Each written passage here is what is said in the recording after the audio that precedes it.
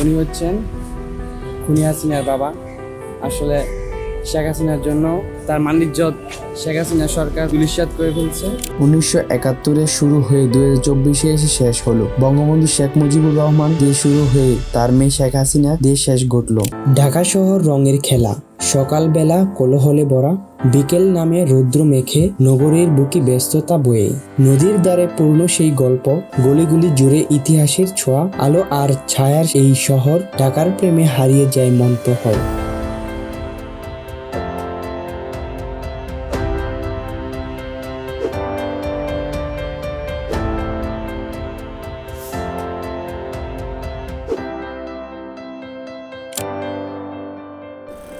গত কয়েকদিন আগে আমরা একটি মনিটরিতে ঢাকায় গিয়েছিলাম। তারপর আমরা ঢাকা শহরে একটু ঘুরলাম। আজকে দেখাবো নতুন একটি ঢাকা, নতুন একটি শহর যা আমরা ঘুরে দেখতে পেলাম। ঢাকা শহরের রাস্তার পাশে নানা কাপড়, পুতুল, বাচ্চাদের খেলনা নিয়ে অনেকেই বসে আছে। কেনাকাটায় ব্যস্ত, কেউ বা দোকান সাজানোয় ব্যস্ত। আসলে ঢাকা শহরের মধ্যে আসলে বোঝা যায় মানুষ কতটা পরিশ্রমী। গ্রাম থেকে যখন শহরে আসবেন তখন মনে হবে তারা কতই না ভালো আছে, কিন্তু এখানকার মানুষ কত যে কর্মজীবনমুখী, তাদের দেখলে বোঝা যায় তারা কত যে রাত দিন পরিশ্রম করে। আমরা ঘুরতে ঘুরতে চলে গেলাম বই মার্কেটে। এত বই আর দোকান দেখে আমি তো অবাক। এখানে নাকি সব বই পাওয়া যায়। চারদিকে শুধু বই আর বই।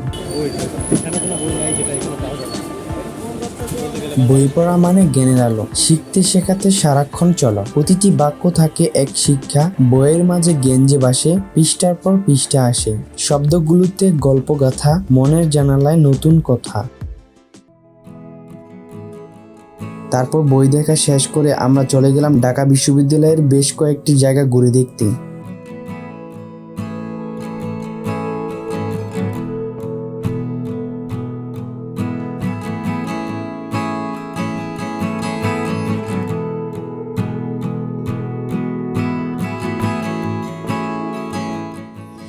গাইস, ভিতরের পরিবেশটা অনেক ঠান্ডা। এখানে গাছ, অনেক ধরনের গাছ, আম গাছ, কাঁঠাল গাছ, কড়ি গাছ, অনেক ধরনের গাছ, যার জন্য এখানে পরিবেশ অনেক ঠান্ডা। আর চারদিকে এখানে অনেক গ্রাফিটি করে রাখছে, অনেক সুন্দর। আর্টগুলো দেখে জুলাই মাসটির কথা মনে পড়ে যায়। স্বাধীন দেশের রাজধানীতে ঢাকায় ঘুরতে আসলাম। নানা চিত্রকলা দেখে মন ভরে গেল। একের পর এক চিত্র, তাও আবার সামনাসামনি দেখছি, কত সুন্দর লাগছে। অবশ্য অনেক পরিশ্রম করে আর্টগুলো করা হয়েছে। পুরো ঢাকাতে ছাত্ররা সুন্দর করে আর্ট করে সাজিয়ে তুলেছে। তো গাইস, আমি ফার্স্ট টাইম ঢাকা বিশ্ববিদ্যালয়ে ঢুকলাম। অনেক সুন্দর মুহূর্তগুলা দেখতেছি, সুন্দর সুন্দর ভাস্কর্যগুলো দেখতেছি, অনেক সুন্দর। ভিতরে হলগুলো অনেক দেখলাম, অনেক সুন্দর। এটা একটা বসার জায়গা।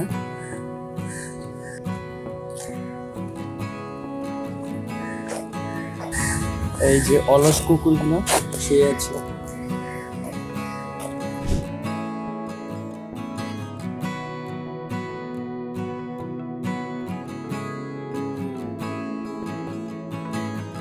তো আমরা বিশ্ববিদ্যালয়ের একটা মসজিদে জুম্মার নামাজ আদায় করলাম।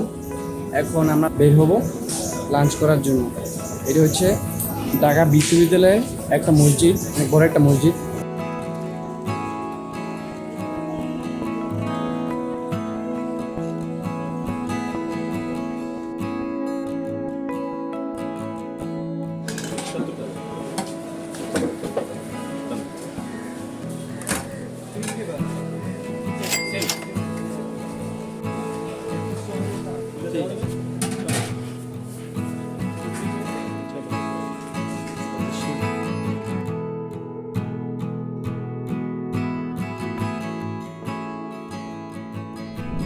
তো আমরা সূর্য সেন ক্যান্টিন থেকে লাঞ্চ করলাম। দেখতেই পেলেন এখানকার খাবারের মানগুলো অনেক ভালো ছিল। বড় ভাইরা জিজ্ঞেস করতেছে, মানে সব কিছুই চেঞ্জ করে ফেলছে দেখা যায়। মানে ঢাকা বিশ্ববিদ্যালয়ে এখন সব কিছুই পরিবর্তন হয়ে গেছে, যেটা দেখলাম আমার কাছে অনেক ভালো লাগলো। আর এখানকার পরিবেশ অনেক ঠান্ডা। এই যে কত প্রজাতির গাছপালা এখানে, সুন্দর সুন্দর ফুলের গাছ।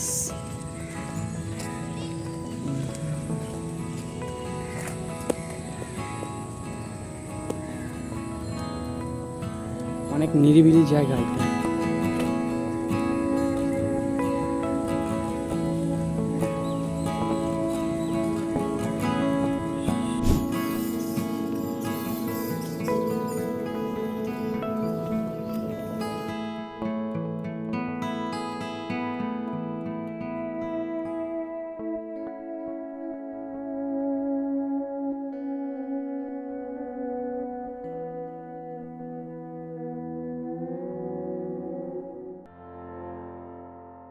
ঢাকা বিশ্ববিদ্যালয়ের মধুর ক্যান্টিন, যা মধুর নামে বেশ পরিচিত, বাংলাদেশের ছাত্র রাজনীতি ও সাংস্কৃতিক আন্দোলনের একটি গুরুত্বপূর্ণ স্থান। এর শুরু হয় 1921 সালে ঢাকা বিশ্ববিদ্যালয়ের প্রতিষ্ঠার পর।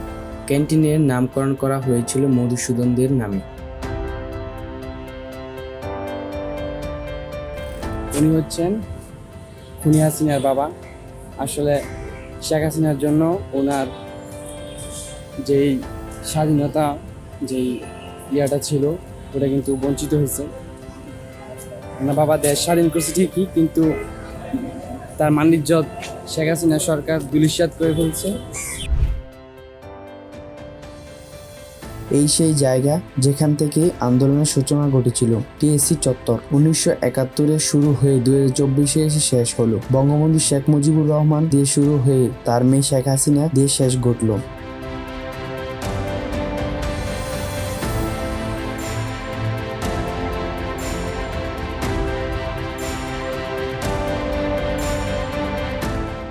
তারপর আমরা সোহরাওয়ার্দী উদ্যানে চলে গেলাম। কিছু মানুষ ফুল নিয়ে বসে আছে।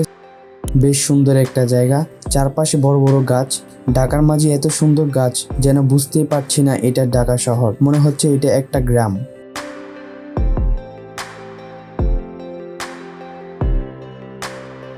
তবে একটু সামনে গিয়ে দেখি সুন্দর একটা লেক। লেকের পাশে কিছুক্ষণ বসে আড্ডা দিচ্ছিলাম। তারপর লেকের মাঝে একটু নামতে মন চাচ্ছিল, তাই আমি লেকের মধ্যেই নেমে পড়লাম আর কিছুক্ষণ মজা করছিলাম। অনেক ভালো লাগলো।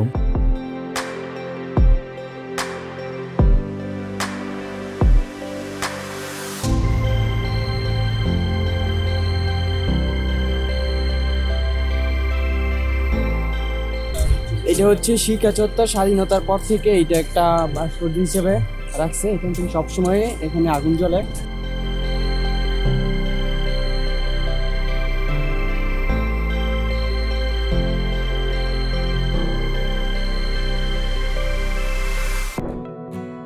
বাসার বিজয়ে হারিয়ে গেল ভয়, স্বপ্নের সেতু গড়ল নতুন দিন, এক নতুন আশা, এক নতুন গান।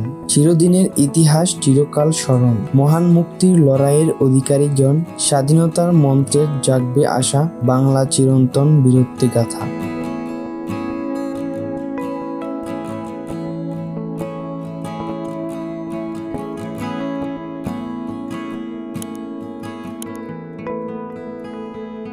ঢাকা শহর ছেড়ে যাই আজ, মনের ভেতর স্মৃতির বাজ। ইট পাথরের পথে হাঁটলাম, জীবনটা যেন স্বপ্নে কাটালাম। গলির কোলাহল, রাতের হাওয়া, বিদায় জানালাম। শহর ছেড়ে দূরে খুঁজেছি নতুন আলো, ঢাকা রয়ে গেল স্মৃতির পাতায় ভালো। দেখা হবে পরের ভিডিওতে। আল্লাহ হাফেজ।